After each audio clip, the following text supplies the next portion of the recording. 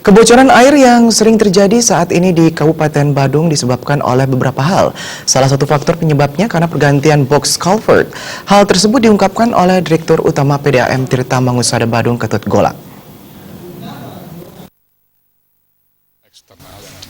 Lebih lanjut, Direktur Utama PDAM Tirta Mangusada Badung, Ketut Golak menyatakan, tingginya angka kebocoran akibat water meter banyak yang belum diganti, kemudian masifnya pembangunan menggunakan box culvert di ruas-ruas jalan di Badung. Pembangunan box culvert sudah dilakukan pengawasan yang mendalam.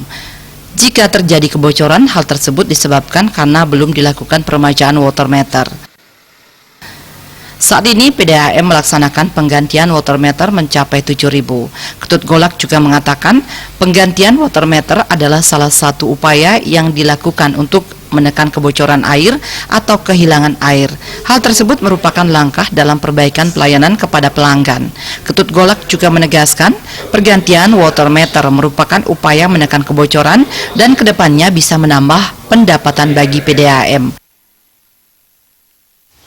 Ya, kita untuk kebocoran yang ada sekarang, kehilangan air atau kebocoran eksternal yang ada di PDAM itu kita sudah membentuk tim URC, unit reaksi cepat, untuk menanggulangi itu di samping pembenahan secara internal dan eksternal.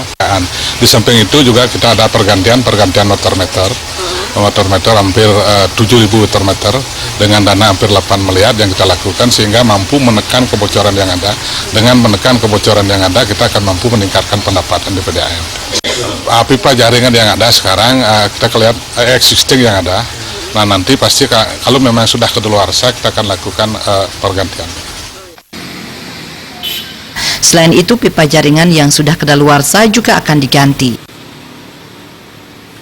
Winata, Bali TV.